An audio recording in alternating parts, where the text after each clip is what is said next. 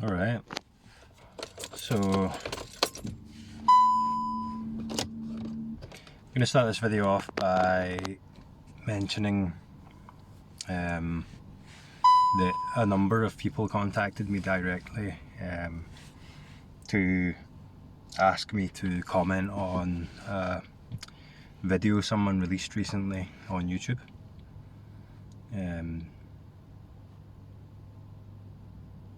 And a few people were expressing how confused and worried it made them feel, what this person was talking about and implying. And Angelo has posted a video response to this and kind of broken it down, and on Awakening to Reality there's a whole blog post about it. So this person was talking about their experience with an episode of DPDR, which is like depersonalization, derealization syndrome or something like that, which is essentially a mental health condition. It's like a form of, it's similar to psychosis, and this person was clearly not in a good place, and was angry and upset about this. Thankfully he'd recovered from it at the point that he was filming this video.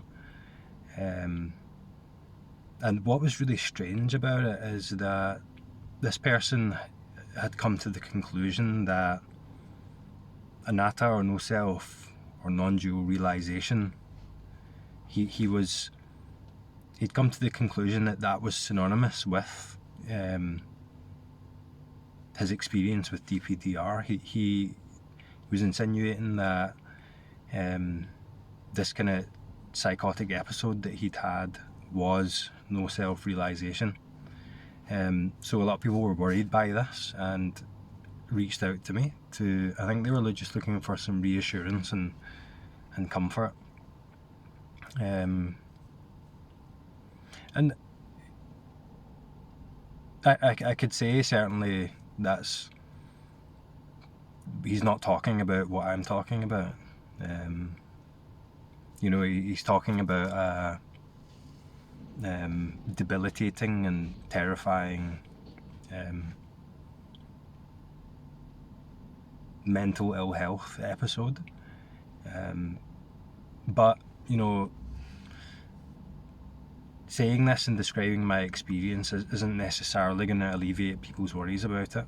So I kind of did like a little test thing, and I said to the people that I was talking to, like, if you resonate with this, if you're listening to what this guy's talking about and you can relate directly to it in your experience, then maybe he's right. Maybe you should listen to him. And everyone responded with a message kind of describing their own experience and how it didn't line up in any way at all with what this person was describing. And so that kind of shows me that you can trust your intuition with these things at a deeper level. Although the worrying thoughts and emotions may be kind of triggered by this, at a deeper and more intuitive level, everyone who reached out to me with their concerns knows that this person's not talking about awakening or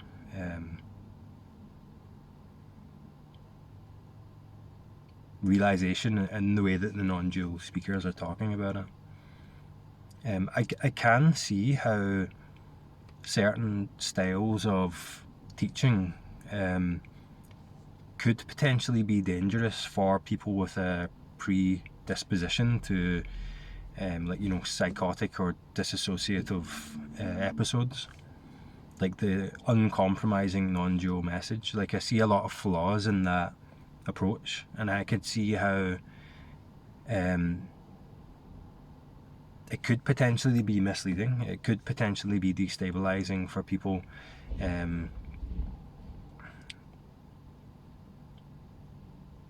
But equally, I can also see the positives in it. I can also see the effectiveness of that at a certain stage in this awakening process for a certain type of person. So the main point is just follow your intuition with these things. Don't worry about other people's experience. Focus on your own experience.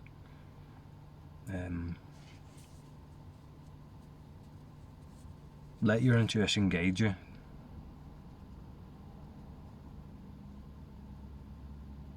And deep down at that level, you know what to do. You can tell when something's off.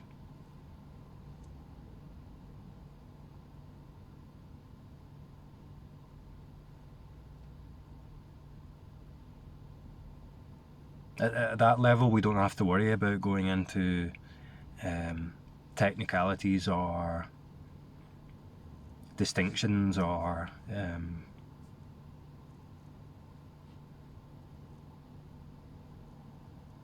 rationalizing things in a kind of intellectual or conceptual way. At that level, it's simple.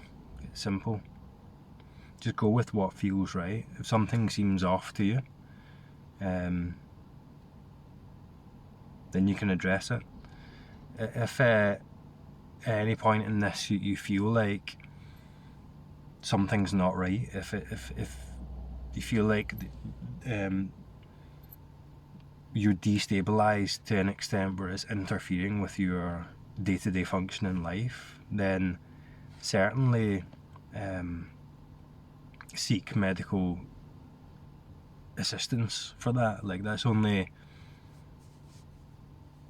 sensible. Depending on the person, you might have to avail of certain support systems at many points throughout your life. So it's important to make sure that you have a good support system.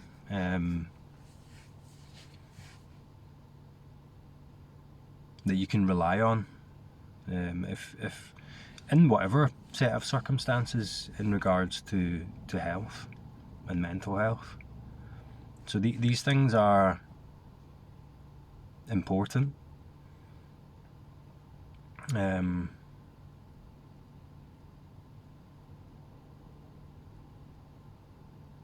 there can be times of frustration in this, and there can be times of destabilization in this, that it just kind of comes as part of this process. But I could talk for myself and say it never manifested to the extent where it interfered drastically in my day-to-day functioning. The whole dark night stuff that I talked about before, never was debilitating. It never presented itself in a way that created problems functioning in day-to-day life, or problems connecting with people at a social or emotional level. Largely all that stuff just rolled on as normal. And there are periods in this where it's difficult, and we do address and confront and move through some heavy existential emotional stuff. But that's supported by what's realised in the initial awakening. The initial awakening, we get in touch with something that supports us through this, and within that, everything's okay. Everything's deeply okay. It's never. It never got to the point for me where it was so overwhelming that I couldn't handle it.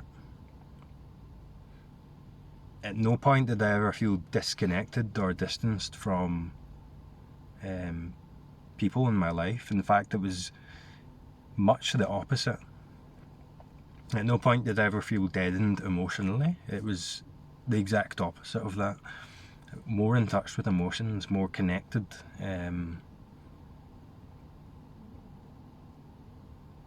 Feeling naturally and feeling fully. So I could summarise it as deep interconnection, completely natural, completely intimate. And that intimacy just gets more and more direct and more profound and enjoyable as the realization deepens. So any of the uncomfortable stuff I moved through in this was supported by what was realized in the initial shift and the initial awakening. And it was completely manageable.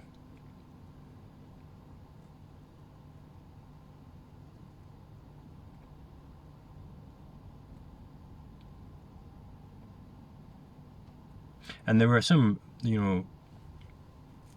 bizarre experiences and intense and kind of frightening thoughts and intense emotions, but the whole process felt very natural at a very deep level. Deeply okay. There's this deep, profound love that supports this whole thing.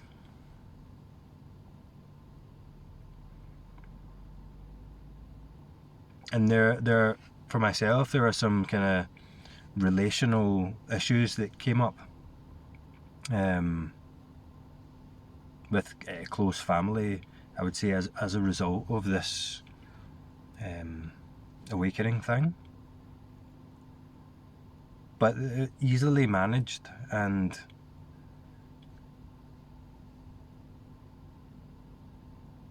what needed to be addressed at that level was worth it.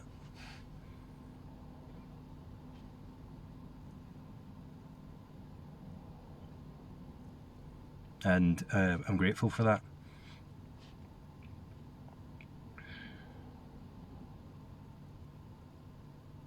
So it's the same thing, like, don't believe anything that you hear, and just use your instinct and your intuition to guide you. If something feels off and something doesn't feel right, you'll know.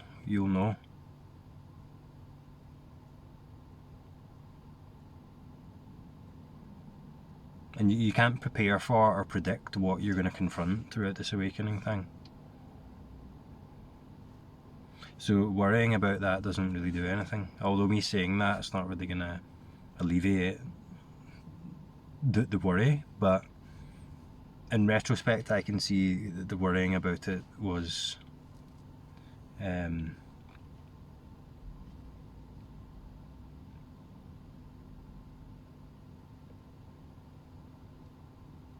didn't need to be there ultimately, but again, it was part of it. It was part of this unfolding. The worry and the doubt and the fear.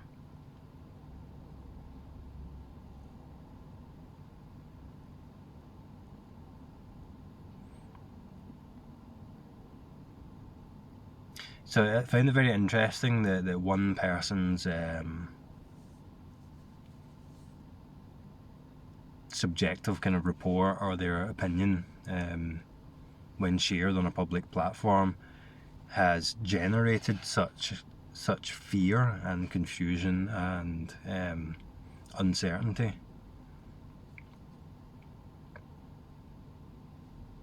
And those of the people that I've talked to that reached out to me in talking to them, it's clear to me that deep down that they know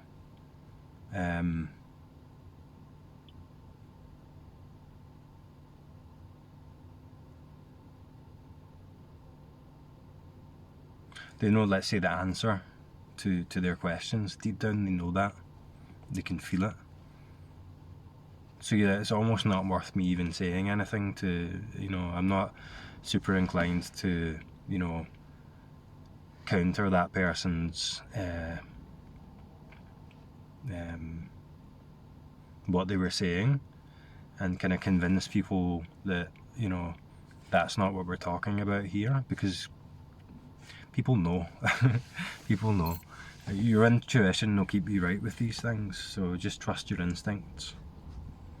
You know, don't believe anything I say, don't believe anything anyone else says.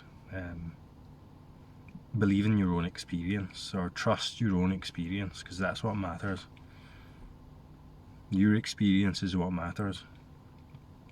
You know, I wouldn't waste energy getting caught up in other people's stuff.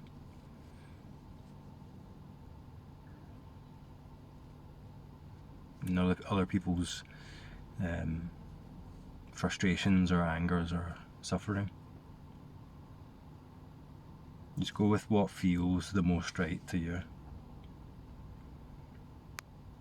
So then I could describe my own experience then, just as a kind of, to kind of point to the implications of this realization. And that everything gets more immediate, more direct, more connected. You feel viscerally you feel deeply and immediately connected to everything in your experience. At a level that you can't even put into words. It's so, Angelo uses this word intimate, and that's a great way to describe it. It's intimate, it's immediate, and there's a deep peace in everything that you just feel constantly, and everything's so impossibly interconnected. It's not even interconnected, it's the one seamless movement of everything appearing immediately as this, and you are it. So you can feel the whole universe. You can viscerally feel, let's say, supported as that. And just this overwhelming, in a good way, overwhelming sense of awe and reverence and appreciation for the very fact that this even exists. And that never gets old. It's always mind-blowing. It's just like a constant, deep, transcendent, mysterious love that just supports every single sensation. And nothing's apart from it. And that nothing's apart from you. So you're just immersed in this amazing mystery. And like the texture of it, I can't even put it into words, but the textures of it are just so fascinating, and it's just all you could ever want. It's all you need is right here, and it's just incredible that we overlooked this for such a long time, and bizarre.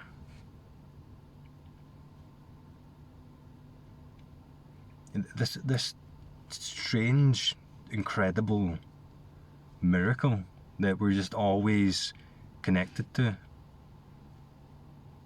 like immersed in. It just continues to appreciate itself infinitely, such that every single tiny sensation, every single infinite moment is completely precious, but also at the same time completely complete, whole,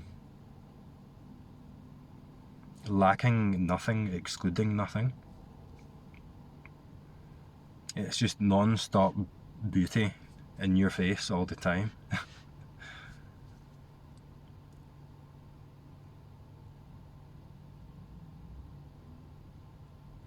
It is the most incredible thing you've ever seen, constantly. Constantly. Every time this appearance shifts and changes in this bizarre and mysterious way, there's a new incredible mystery that you're face to face with.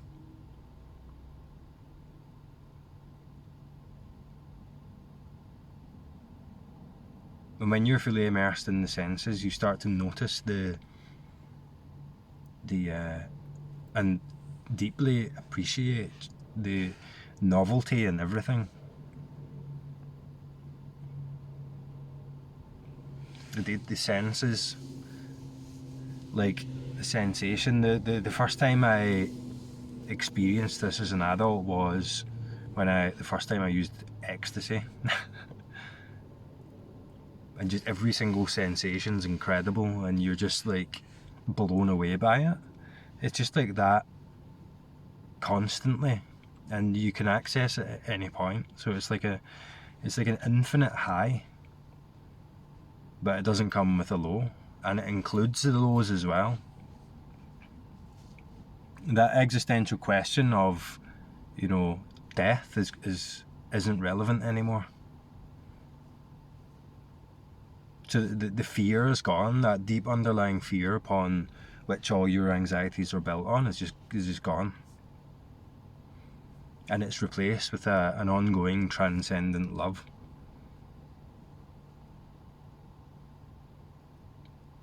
And you can just get lost in it. It's like complete satisfaction, complete contentment, without the need for anything.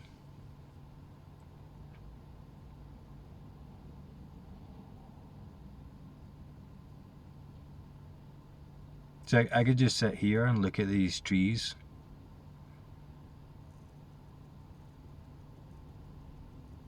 forever and be quite happy.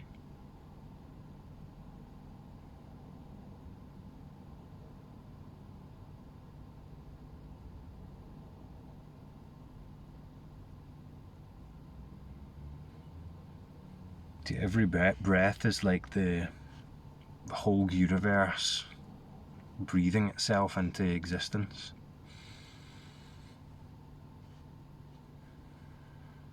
And then disappearing back into rebirth.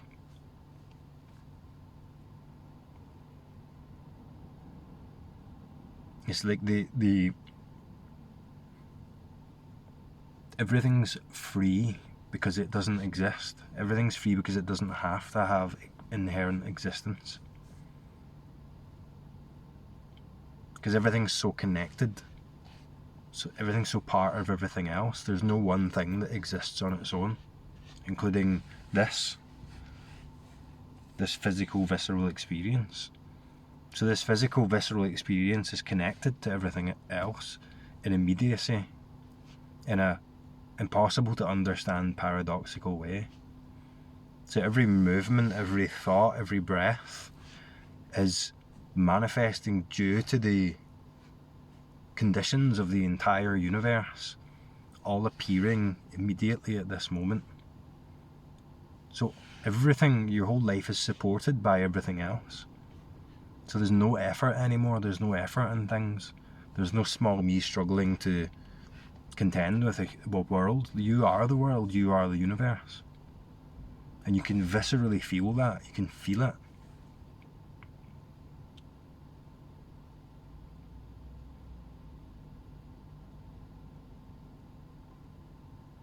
And it just never gets old.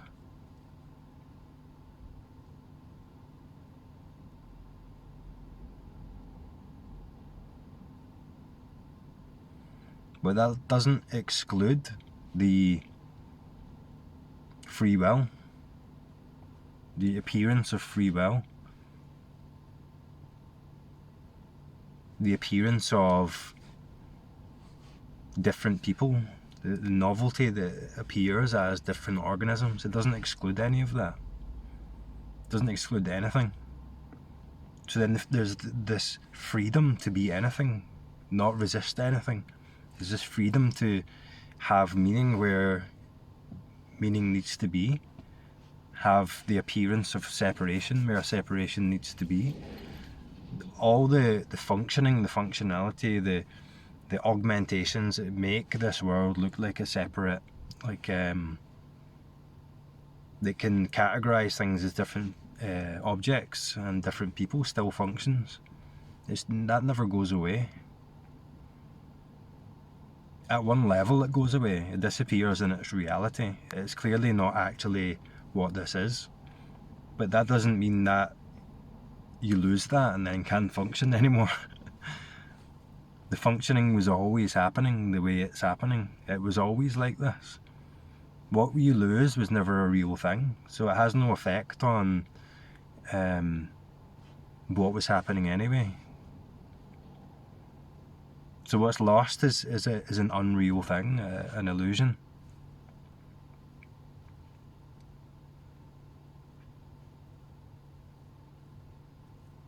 So there's no actual functional, inherently existing self that disappears and then you can't function after that. It's just not like that.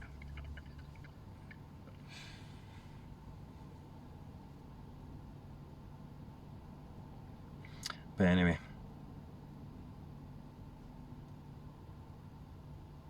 And anyone who's had a taste or has realised that follow me of awakening or the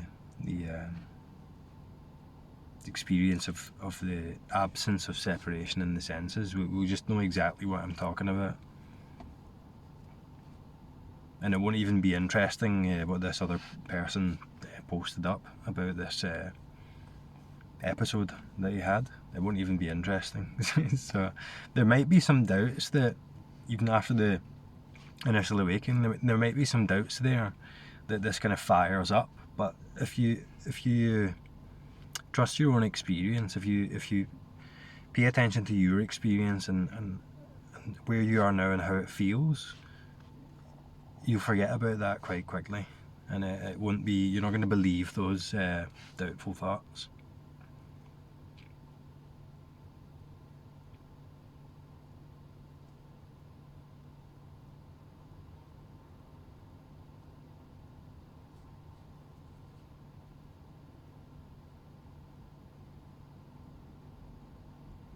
And of all the people I've talked to through this channel, and I've talked to a lot of people about awakening, I would say there are two people that I've had to maybe suggest or mention that, you know, a larger support system and maybe professional counsel or counselling or medical assistance or whatever. I've had to suggest that you know, be open to that possibility, because awakening isn't a cure for pathologies or psychopathologies or you know, mental illness or disorders or depression. You know, if you're looking, that might be a byproduct of this, but if you're approaching it from the position of this is going to solve my problems, I'm doing this to remedy, you know, well, there is some truth in that. You just be sensible with it. You know, you're a part of everything. Use the support that is everything and your peers around you when it's appropriate, and just be sensible with it.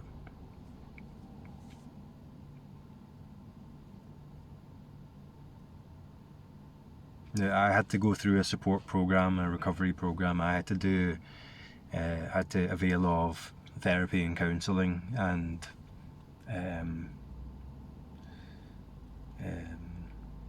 behavioural work and emotional work and therapy type things, and a support network and peers and family and everything. So, you know, this isn't just an individual thing.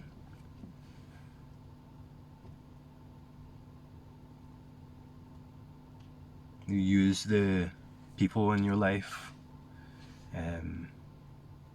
for support, and support the people in your life as well. You just be sensible with it. Anyway, that's time. I'm gonna have to go, but talk to you next time.